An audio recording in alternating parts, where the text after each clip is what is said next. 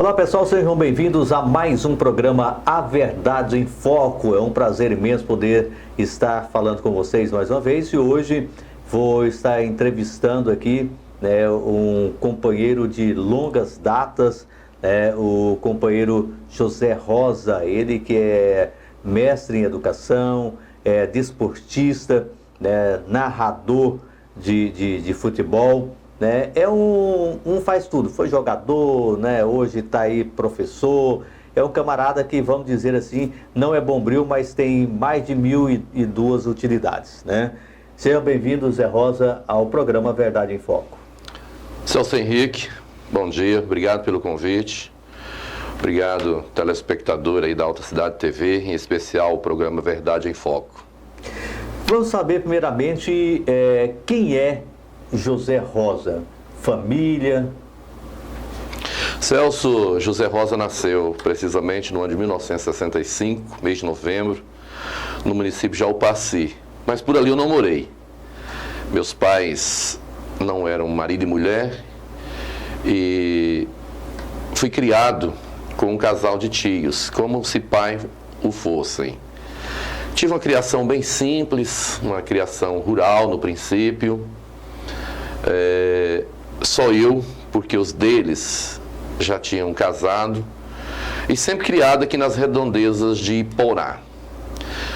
E uma educação, como diz a história, dentro dos padrões, dos princípios deles. E graças a Deus eu pude ter pelo menos o caráter do exemplo dentro da minha casa, dentro da minha vida. Pessoas singelas, mas de bom coração, amáveis, da família Rosa. A minha mãe de criação, que é a tia irmã do meu pai legítimo, Dona Maria Rosa, que Deus sempre mantenha ela no foco da nossa memória. Foi uma mulher singela, uma mulher que trabalhava hoje para pagar o que comeu ontem. E assim foi levando a vida, até quando Deus preparou uma situação melhor para a gente, a escolaridade. Eles me incentivaram à escola, eu acreditei nesse potencial da escola. Hoje o que eu sou, agradeço muito à escola, meus professores de todos os tempos e períodos. A minha formação maior, graças a Deus, claro, a escola. E em segundo plano também, a minha formação cristã, que ela veio muito novo para a minha vida. A gente costuma dizer que é aquela questão, a decisão por Deus. E eu a tomei muito cedo, graças a Deus.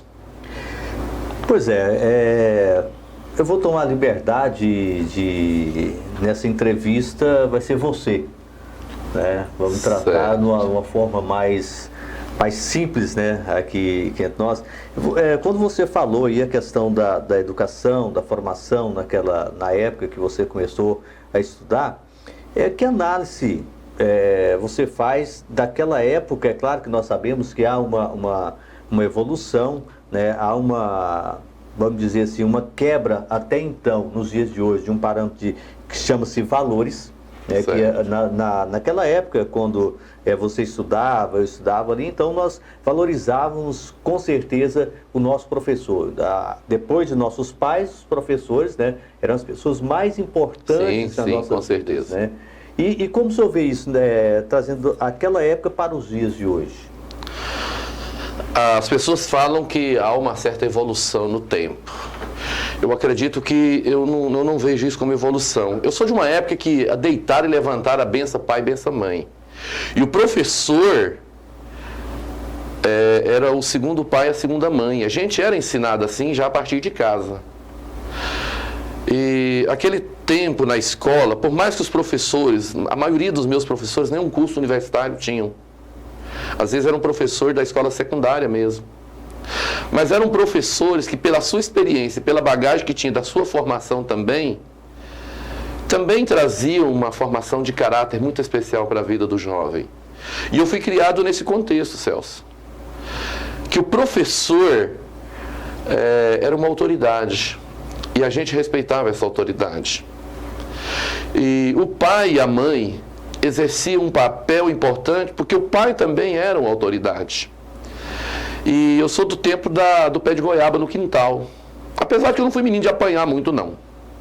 Eu nem levei surra, você quer saber? Eu fui criado sem surra. Às vezes um ou outro castiguinho aqui, acolá, porque eu era só o único dentro de casa novinho, né? Os filhos dos meus pais que me criaram já eram casados até.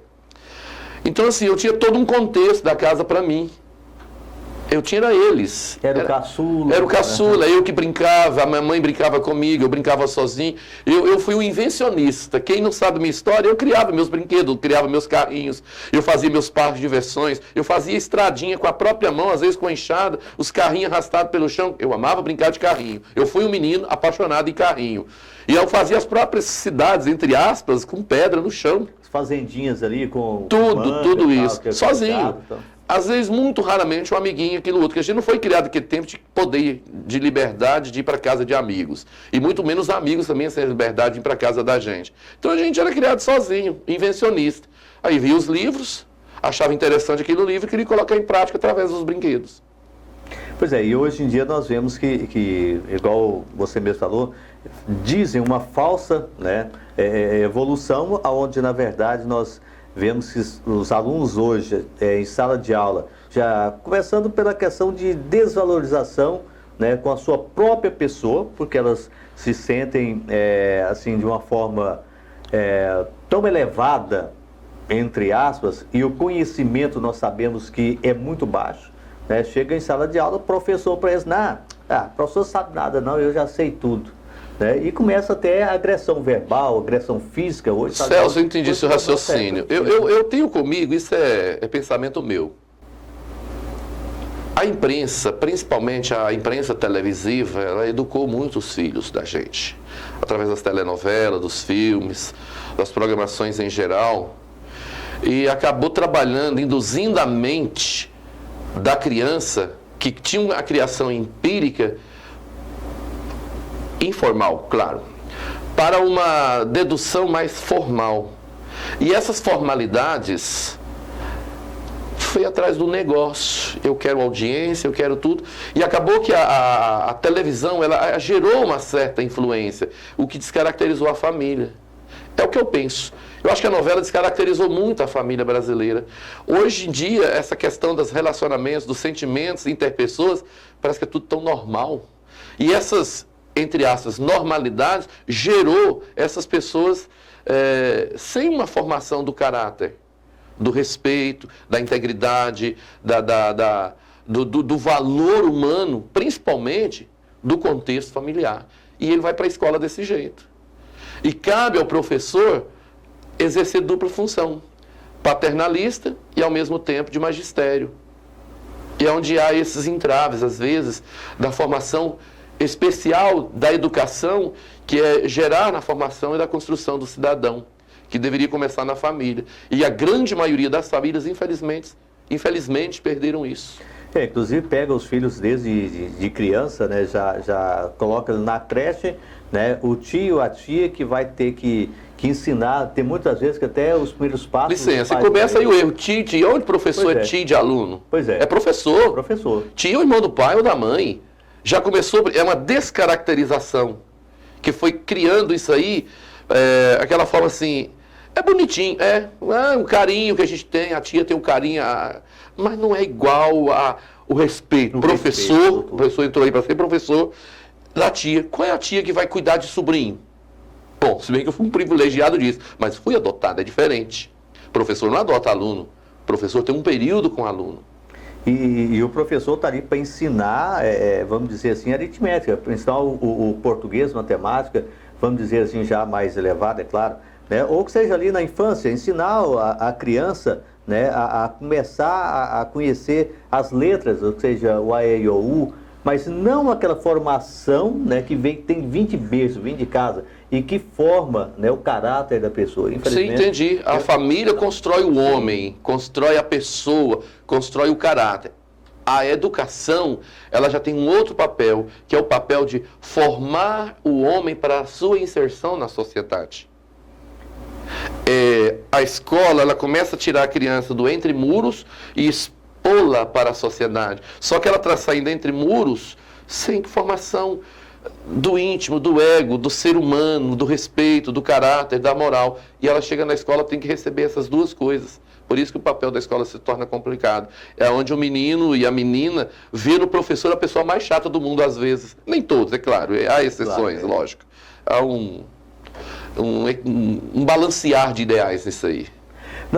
Nós estamos aqui na cidade de Iporá com o Colégio Militar, né, que funciona lá no Colégio Ariston Gomes da Silva, e nós vemos que está sendo um trabalho válido, né, o Zé Rosa, porque é um trabalho que está resgatando, né, o civismo, tentando, né, resgatar isso aí. Não sei até que ponto é a sua visão a respeito dessa questão, né, de querer colocar ordem, mas nós sabemos que essa ordem já tem que vir de casa, porque chega ali pessoas rebeldes, né, então não é a questão de força, como a própria palavra de Deus nos diz, né, que não é por sangue, não é por violência, não é por força, né, mas tem que ser uma coisa que já vem, né, de casa, que é o, como eu costumo dizer, é o berço, é a educação, o carisma. Claro, entendi a sua linha de raciocínio. Celso, existem meios, maneiras e formas de se fazer educação. Uma vez que se tornou um povo mal educado, vem o militar para educar. Com regras, às vezes até com linhas um pouco ditatoriais. Regras essas que poderiam vir da família. Quero eu, tendo meus filhos, não necessitar de um militar, de um sargento, de um tenente para educar meu filho. Mas, claro que toda modalidade de educação é bem-vinda. E todas elas, ela tem um fim. Essa escola no nível militar, é claro que ela tem um fim. Perguntar para mim se ela é melhor ou pior do que as outras, depende da linha de raciocínio. Trabalho na educação, inteirando agora, no mês de março, 37 anos que eu entrei numa sala de aula pela primeira vez. Eu sempre tive bom domínio de sala. Eu sempre, por mais que eu trabalhei numa época, professor leigo, mas ainda assim eu tinha meu espelho, que eram meus ex-professores. Eu sempre trabalhei com base em ex-professores. Eu fui um privilegiado, Celso Henrique. Eu só estudei em 2 escolas em Iporá, Escola Estadual Israel Amorim e Colégio Estadual Elias Araújo Rocha. E depois a nossa antiga FECLIP, depois o EG, e outras faculdades para ir pelos pós-graduações que fiz, inclusive o mestrado. Mas todo o tempo, os meus professores eram meus espelhos. Na verdade, quando eu fui professor leigo, eu dava aula imitando professores. E que boa imitação, tá? Aquela linha de pensamento, aquela linha de raciocínio, aquela linha de formação, aquela linha de conduta. Porque era o espelho, eu não tinha uma formação, eu trabalhava de uma forma, digamos, empírica. E o empirismo me ajudou dentro da construção que eu tive, pela formação que eu tive da escola. Eu creio que eu fui um professor muito bem sucedido. A vida toda. Porque a minha relação com alunos, minha relação com a escola, ela sempre foi boa. Teve impasses? Teve. A vida toda é cheia de impasses. Quem não tem impasses, né? Mas, graças a Deus, eu encerro o meu magistério, o meu professorado, o meu período na educação, com a consciência de que eu entreguei o melhor de mim para uma construção da sociedade e de pessoas, como disse, boas para o mundo em exercício. Isso é bom, né? Pelo menos assim você encerra a sua carreira com a consciência que foi uma pessoa que formou, né, cidadãos para este mundo que está nos dias de hoje. Nós vamos aqui a um breve intervalo, mas nós voltamos daqui a pouquinho falando agora sobre esporte.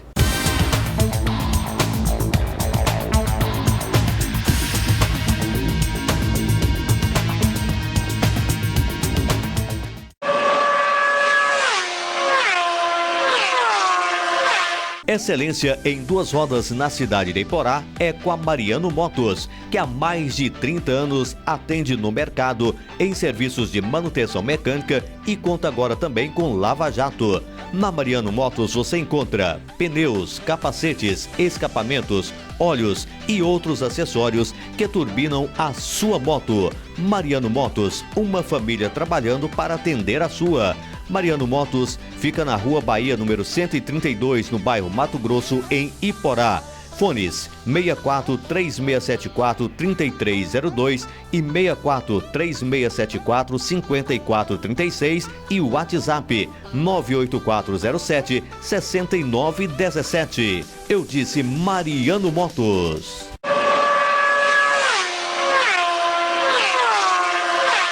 Cássio Auto Center, alinhamento, balanceamento, suspensão e freios, troca de óleo e muito mais. Rua H, número 220, no bairro Mato Grosso, em Iporá, 3603-1847. Rodocar Auto Posto, na Rua H, número 182, no setor Bela Vista, em Iporá, Goiás. Fones 64 3674 6369 e 3674 1188. Publicidade e eventos é com a Mastersom. Está precisando de publicidade de carro de som? Fale com a equipe da Mastersom. Mastersom, qualidade e eficiência no que faz. A Mastersom tem trio elétrico para carreatas, cavalgadas, procissões, som para porta de loja, aniversário, casamento, leilões e muito mais. Mastersom conta com uma frota de carros para atender Iporá e região. Mastersom, WhatsApp 64 99207 3755. Avistão Supermercado. No Avistão Supermercado você encontra o menor preço da cidade. A Avistão Supermercado conta também com açougue e frutaria. A Avistão Supermercado toda semana com uma promoção especial para você. A Avistão Supermercado fica na Avenida 24 de Outubro, em Iporá, Goiás. Fone 3674-3129.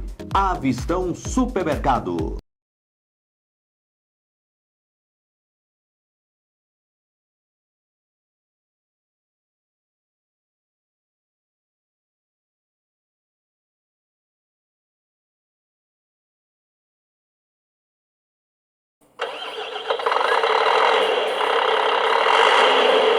Viajar com segurança, conforto é com a VR Transportes e Turismo. Não importa onde você vá, seja excursões, viagens, turismo, fretamento, eventos religiosos ou transportes universitário. Só a VR Transportes e Turismo lhe oferece atendimento de qualidade até o seu destino. A empresa conta com uma van de 16 lugares, um micro-ônibus de 30 lugares, um ônibus com 46 poltronas e outro com 48 poltronas. Todos eles à sua espera. Todos os veículos são licenciados pela GR. Vai viajar? Ligue para 64 3674 3974, 64 99642 7991 ou 64 99626 7306. VR Transportes e Turismo em Iporá, Goiás.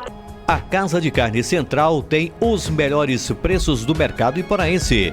Na Casa de Carne Central, você encontra aves de qualidade, cortes bovinos e suínos aprovados pelo Ministério do Abastecimento. Melhores preços, produtos de qualidade e uma variedade de hortifrutis e laticínios é na Casa de Carne Central. E mais, a Casa de Carne Central é também mini mercado com diversos produtos à sua inteira disposição. Casa de Carne Central fica na Avenida Doutor Neto 431, no centro de Iporá. Teleentrega 64 3674 1909. E o amigo Assis desde já agradece a preferência.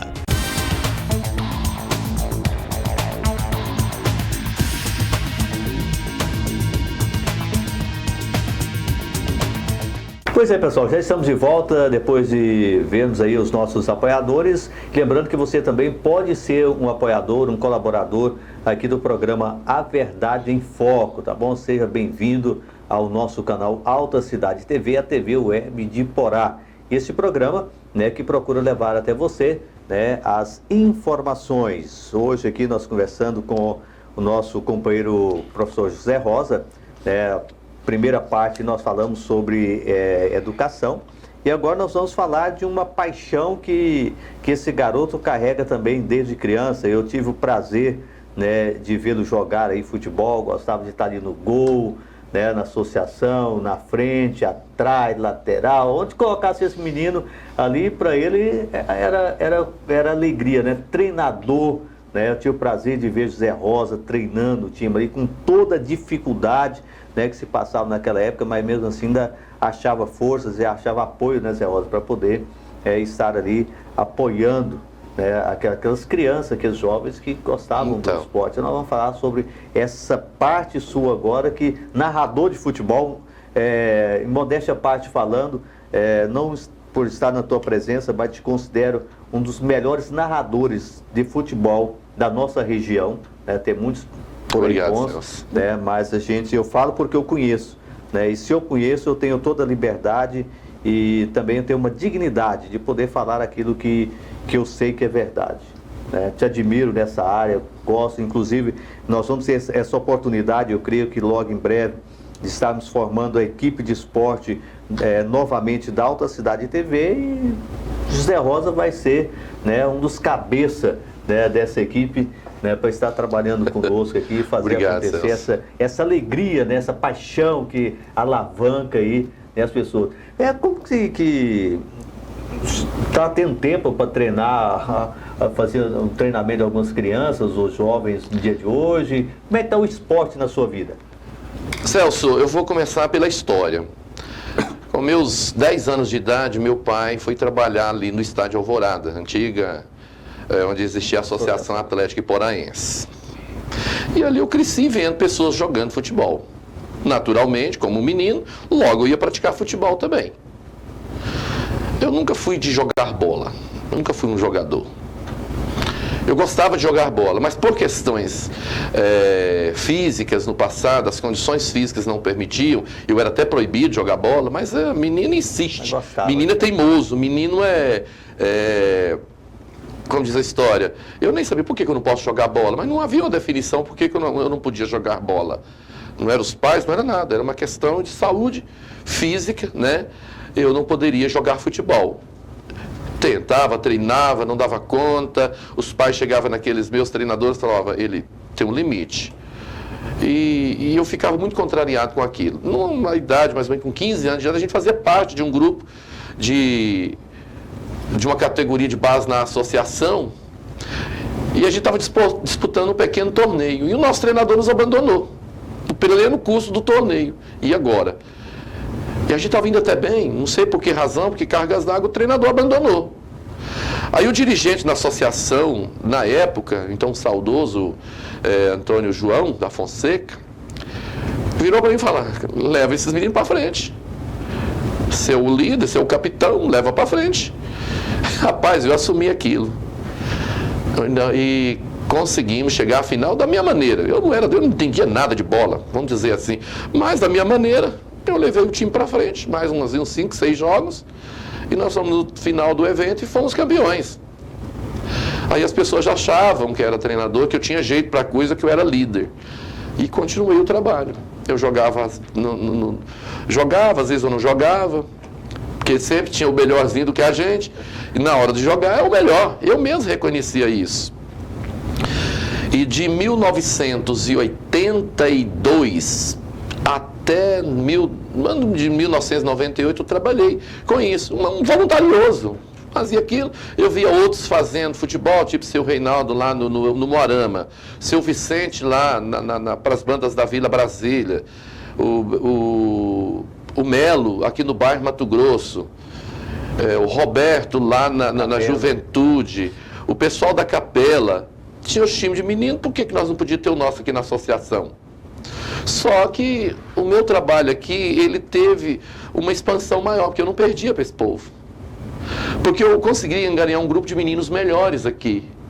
Primeiro, o caráter da minha formação me trazia um respeito pelo menino. Eu não era bruto com o menino.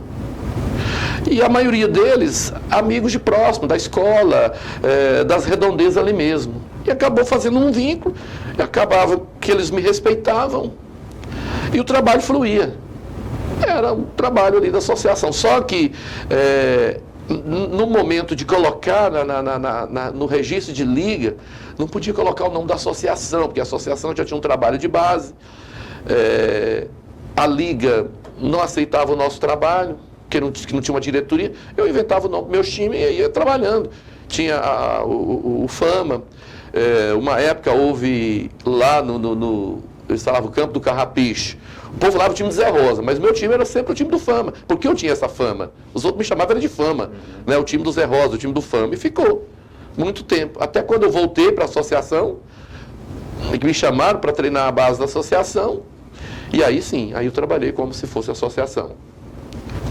E é bom a gente lembrar que naquela época, né, era uma época gostosa do futebol, né? Tinha aí a associação, tinha o time do Moarama, né, que era uma rivalidade gostosa a gente ver dentro da cidade, né? Sim, e como eu enfrentei rivalidade, rapaz, você não sabe o tamanho. Mas por quê? Porque o nosso trabalho era bom. Era um trabalho sério, um trabalho unicamente de voluntariedade. A gente fazia aquilo por gosto. Não é por dinheiro. Aquele negócio de levantar cedo, de marcar campo, ajeitar alguém para apitar futebol, que aquele tempo o juiz era pego na beira do gramado, aliás, do campo gramado, ó, era sempre campos de terraplanagem, né? Negócio de gramado, fui ver já depois de adulto velho. Então, assim, era um trabalho de todo mundo voluntarioso. E o menino era mais fominha de bola naquele tempo, porque ele não tinha tanta coisa ocupacional que tem hoje. Tinha essa tecnologia que não hoje, tinha. Né, para ocupar tempo de menino. O negócio era ir pro campo, e graças a Deus ia pro campo, porque se não fosse pro campo ia aprender porcaria na rua. Porque menino antigamente, qualquer coisinha ele largava da escola. Tinha uma relação de 60 meninos na sala de aula, no registro diário do professor, tinha de 15 a 20 que já era desistente. Não tinha esse controle que se tem hoje da educação. Ele não estava na escola, ele não estava na bola, ele estava onde? Aprendendo porcaria, né? Então, assim, graças a Deus, Deus foi me trabalhando tanto a escola e como esse caráter de mexer com essas coisas. Eu tenho isso como dádiva de Deus. Por que eu fazia isso? Mas porque eu fazia isso. Chegou na minha vida e ficou. E narrar, como é que surgiu assim?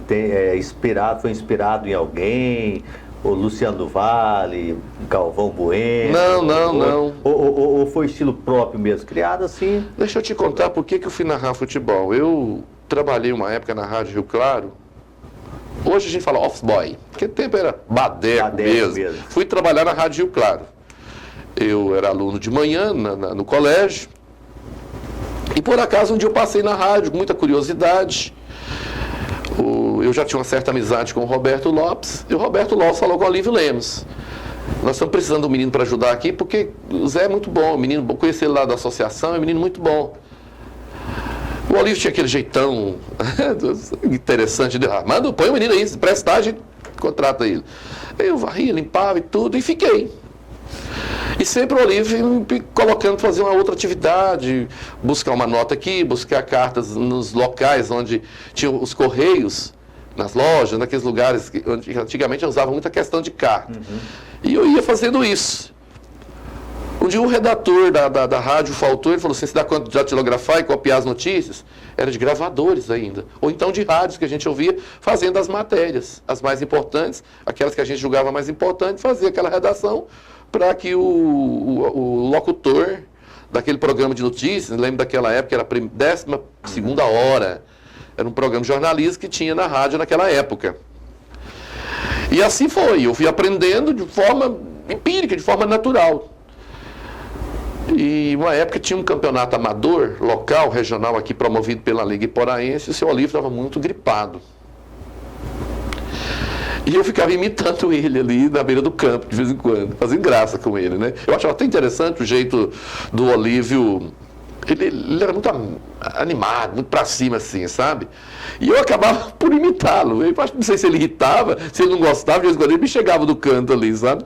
E um dia você vai ver, um dia eu vou te pagar uma surpresa. E não deu outra. Uma vez ele me pôs para fazer um jogo entre o Cedro, me parece que Cedro e Matrinchã, não me lembro direito. Lá no estádio Adelar Dias, antigo estádio Adelar Dias, onde o Moarama sediava seus jogos. E fui pro ar, sabe? Com a maior coragem do mundo. Eu não sei onde que eu arrumava essas coragens. Eu topava. Eu sempre gostei de desafio, sabe? E gostaram, e o Olívio, você vai ver, você vai narrar futebol. Mas acabou que depois a rádio mudou de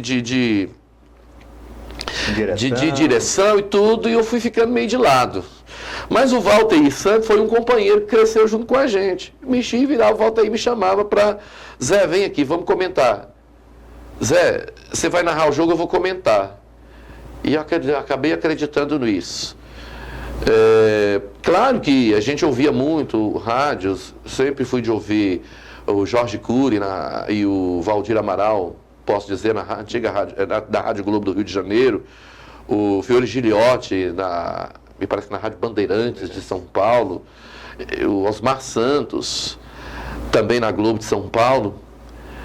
E eu gostava de ouvir, eu gostava do Antônio Porto, Rádio Globo e Rádio Brasil Central, finado Antônio Porto. Eu gostava de ver o estilo. A gente ouvia e ia pegando, assim, a forma, e aperfeiçoando, né, o jeito estilo, deles né? fazerem. E tudo na vida da gente é aprendizado. Você tem que se basear em alguém. Sim. Você tem que ter uma cópia para você. É tipo uma matriz de situações. E com o tempo você vai se autodefinindo. Eu não me baseio em ninguém para narrar futebol. Eu narro. Não sei se bom ou ruim, não sei se tem essa tamanha apreciação. Hoje eu faço futebol numa das rádios da cidade.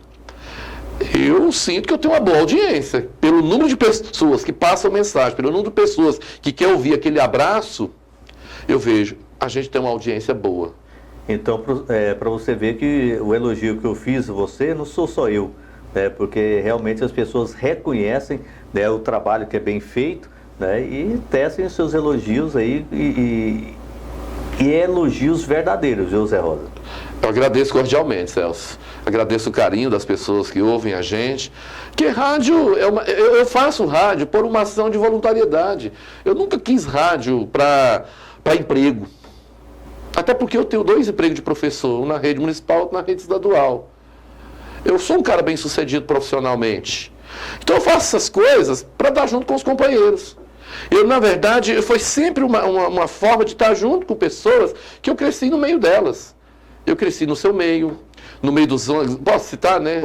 Valteir Santos, Roberto Lopes. Foram 33 anos a gente fazendo rádio, numa época difícil, rapaz. Que coisa complicada. Você questão de Badé aqui, só discorda. O seu Olívio, eu agradeço muito o Olívio, porque o Olívio foi o cara que foi me infiltrando no meio disso. O Valdomiro Galambeck, que era o promotor na época. Uhum. São pessoas que chegaram e marcaram a vida da gente. E isso foi ficando na vida da gente. Interessante que muitos outros que fazem rádio na mesma área do esporte hoje, foi de convivência. Zé Rosa, eu faço isso baseado em você. Eu narro futebol inspirado em você. Engraçado isso. E estão aí nas mais diversas rádios da cidade. E eu tenho orgulho disso. Que são pessoas também, como a gente, faz a coisa por prazer, por estar ali, por estar em equipe. Graças a Deus por isso.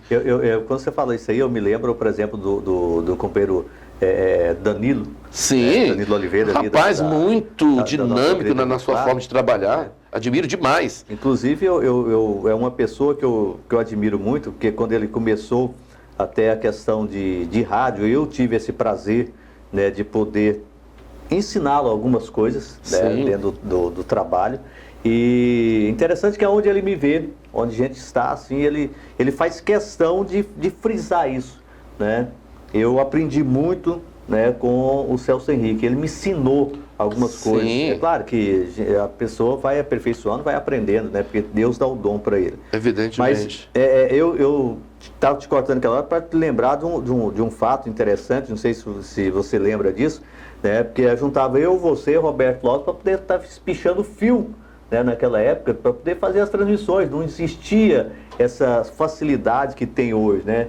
Era aquela dificuldade, a turma fazia ali com carinho, com prazer imenso. Né? Celso, já houve vez de nós fazermos futebol, eu e o Roberto, e cidades vizinhas por aí, de pichar fio a 500 metros de um telefone de uma residência, quando a pessoa cediu um telefone para fazer uma partida de futebol. Para você ter uma ideia, através de um fio telefônico. Pois é. E hoje tem essa modernidade, essa facilidade toda, né, para poder fazer essas transmissões. E como você vê, assim, o futebol nos dias de hoje aqui na nossa cidade? Antigamente tinha tantos times, era tão bom, tão gostoso, né? Tinha tantos campeonatos, hoje parece que os campeonatos foram sumindo, já não tem campeonato rural mais, já não tem regional. Celso Henrique, tudo é questão de época e quem enfrenta a coisa. Primeiro que com esse controle e natalidade, diminuiu-se também a quantidade de garotos. Consequentemente, vamos supor, Iporá, hoje uma cidade aí com, eu acredito Iporá com mais de 35 mil pessoas. Na teoria que eu não acredito muito em dados informativos, não. Que a cidade, ela cresceu tanto e ela tem menos pessoas? Não entendo isso. Mas você pode notar que o índice de jovens hoje é menor, tanto que escolas estão fechando. Sim. No meu tempo a cidade era muito menor, escolas abarrotadas de menino. Hoje a cidade muito maior, escolas fechando. É porque diminuiu o índice de natalidade. E vamos supor, vamos dizer que Porá tem aí 8 mil garotos de 17 anos abaixo. Esses 8 mil garotos não vão jogar bola. Vou colocar 8 mil garotos e garotas. Vou colocar, que é mais ou menos igual a quantidade. Sobra aí 4 mil e poucos garotos abaixo de 17 anos. Estou fazendo uma ideia, não sei se tem isso não. Eu não tenho dados prováveis aqui não. De 4 mil garotos, quantos jogam bola? A metade não joga bola. Dessa metade, não dão conta de jogar bola, porque a habilidade, a qualidade do atleta, ela é nata. Ninguém forma ninguém. Você pode aperfeiçoar e utilizar a habilidade daquele ou daquela garota naquilo que eles podem desenvolver. O treinador não forma jogador. Isso é nato, isso é dom, isso é talento, vamos dizer assim. Você não forma isso na pessoa. Você pode aperfeiçoar isso, utilizar isso dentro de uma inter-relação da pessoa com a agremiação que ele faz parte. Se alguém falar, eu formei fulano, eu não acredito nisso. A pessoa, ela é. Ela é. Isso é o ser, isso é natural do ser. Você pode utilizar o que ela é dentro daquela proposta sua, até. Mas você não forma ninguém. É igual aluno em escola. Quando o aluno ele é e pronto. Você pode aperfeiçoar, você pode orientar, você pode trazer para ele algo novo. Mas se ele for uma pessoa pronta e receptiva, ela vai embora. Ela vai se destacar em qualquer área da vida. No futebol é a mesma coisa, eu penso assim. Pessoal, chegamos ao final do nosso programa. O papo aqui está muito bom, descontraído, mas tem que terminar. Mas nós vamos ter a oportunidade, mais vezes, de estar falando aqui com o José Rosa, tá falando aí sobre esporte, outros assuntos. José Rosa, muito obrigado por ter colocado aí à nossa disposição, por estar participando aqui do programa Verdade em Foco. Celso, eu quem agradeço. Só para fechar, o esporte hoje, devido ao avanço das tecnologias, à modernidade, eu sinto que hoje é melhor, Celso. Mais difícil, sim, porque tudo envolve capital. No mundo capitalista, tudo é muito difícil, toda época foi assim. Mas fica aqui a minha gratidão sincera pelo convite. Obrigado a você que nos vê e nos ouve. Obrigado ao Marcelo aí pelo arranjo tecnológico, a dona Maria Célia, que está aqui conosco também. Obrigado pelo carinho de vocês. Então, ok, pessoal. Um abraço a todos. Até o próximo programa A Verdade em Foco, aqui pelo canal Alta Cidade TV, a TV Web de Iporá.